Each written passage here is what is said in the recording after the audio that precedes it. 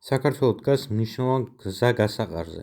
არის მომენტები, როდესაც ერი არჩევნის წინაშე დგება. სწორედ ასეთ დროს წყდება, როგორი იქნება მომავალი, ძლიერი თუ სუსტი, განვითარებული თუ ჩამორჩენილი. მე მჯერა, რომ დღეს სწორედ ასეთი მომენტი დგას საქართველოს წინაშე. ბევრს ვსაუბრობთ პოლიტიკაზე, ყოველდღიურ პრობლემებზე, ერთმანეთის განსხვავებულ შეხედულებებზე, მაგრამ ძალიან იშვიათად ვსვამთ მთავარ კითხვას. რა საქართველოს გვინდა 10, 20 ან 50 წლის შემდეგ? თუ გვინდა ძლიერი სახელმწიფო, მაშინ პირველ რიგში ძლიერი საზოგადოება უნდა შევქმნათ. ხოლო ძლიერი საზოგადოების საფუძველი არის ძლიერი ოჯახი. ოჯახი არ არის მხოლოდ ერთი სახლი ან ერთი გვარი. ოჯახი არის ადგილი, სადაც იზრდება მომავალი თაობა, სადაც ყალიბდება პასუხისმგებლობა, სიყვარული, პატივისცემა და სამშობლოსადმი ერთგულება. ამიტომ სახელმწიფოს განვითარების საფუძველი სწორედ ოჯახის გაძლიერებაა. მაგრამ ოჯახი მხოლოდ სიტყვებით ვერ გაძლიერდება. საჭიროა ისეთი ეკონომიკა, რომელიც ადამიანს მისცემს შესაძლებლობას ღირსეულად იცხოვროს საკუთარ ქვეყანაში. ახალგაზრდამ უნდა დაინახოს, რომ საქართველოში შრომას ფასი აქვს, რომ მისი მომავალი აქ შეიძლება აშენდეს და არა უცხოეთში. სწორედ ამიტომ განსაკუთრებული ყურადღება უნდა მიექცეს სოფლის მეურნეობას. საქართველო ყოველთვის იყო მიწის, შრომის და ნაყოფიერების ქვეყანა. ჩვენი მიწა დღესაც ისეთივე ნაყოფიერია, როგორიც საუკუნეების წინ იყო. მაგრამ ეს პოტენციალი სრულად გამოყენებული ჯერ კიდევ არ არის. მიწა უნდა მუშაობდეს, სოფელი უნდა გაცოცხლდეს, ფერმერს უნდა ჰქონდეს ცოდნა, ტექნიკა, თანამედროვე ტექნოლოგიები და ბაზარზე გასვლის შესაძლებლობა.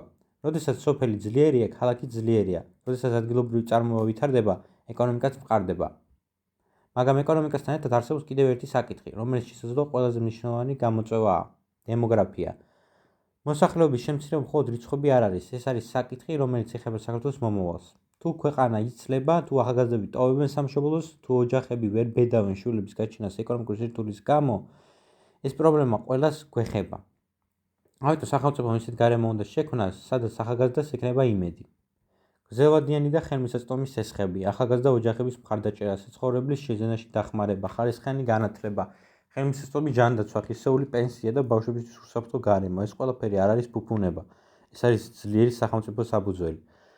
ასევე საჭიროა ისეთი ეკონომიკა, რომელიც დაეყრდნობა ადგილობრივ წარმოებას, მცირე და საშუალო ბიზნესის განვითარებას, ინოვაციებს, მეცნიერებასა და თანამედროვე განათლებას. საქართველოს ყველა რეგიონი თანაბრად უნდა ვითარდებოდეს. არ უნდა არსებობდეს განცდა, რომ შესაძლებლობები მხოლოდ ერთ ქალაქშია. თითოეულ რეგიონს აქვს საკუთარი პოტენციალი და თითოეულ მოქალაქეს უნდა ჰქონდეს საკუთარი შესაძლებლობა. ჩვენ არ უნდა გვეშინოდეს პრობლემების აღიარების. პირიქით, მათი დანახვა არის პირველი ნაბიჯი მათი გადაჭრისკენ.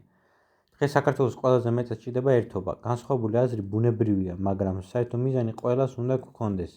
ძლიერი, თავისუფალი და განვითარებული საქართველო. ჩვენი კულტურა, ჩვენი ენა, ჩვენი ტრადიციები და ჩვენი ისტორია ის საფუძველია, რომელზეც უნდა ავაშენოთ მომავალი. ამავე დროს მომავალზე ფიქრი ნიშნავს მეცნიერების, განათლების, ახალი იდეების და ტექნოლოგიების მხარდაჭერასაც. ძლიერი ქვეყანა იქნება მაშინ, როდესაც ერთმანეთს უსმენენ მოქალაქეები, მეცნიერები, მასწავლებლები, ფერმერები, მეწარმეები, ახალგაზრდები და სახელმწიფო. სწორედ ასეთ თანამშრომლობა ქმნის რეალურ პროგრესს და ბოლოს მინდა ერთი რამ ვთქვა. თუ ამ მონოლოგს უსმენ, გახსოვდეს, საქართველო მხოლოდ რუკაზე მონიშნული ტერიტორია არ არის. საქართველო არის თითოეული ჩვენგანი, ჩვენი შრომა, ჩვენი პასუხისმგებლობა, ჩვენი არჩევანი და ჩვენი დამოკიდებულება ერთმანეთის მიმართ. ქვეყნის მომავალი მხოლოდ ხელისუფლებაზე ან ერთ ადამიანზე არ არის დამოკიდებული. ძლიერი სახელმწიფო იქნება მაშინ, როდესაც საზოგადოება ერთიანდება საერთო მიზნისთვის. მოდით, ვიმუშაოთ, ვიფიქროთ, ვიკამოთ პატივისცემით, ვიზრუნოთ ერთმანეთზე და საკუთარი წვლილი შევიტანოთ ქვეყნის განვითარებაში. თუ დღეს თითოეული ჩვენგანი ერთ პატარა ნაბიჯს გადადგამს, ხვალ საქართველო ბევრად უფრო ძლიერი იქნება. მომავალი არ იწყება ხვალ, მომავალი იწყება დღეს.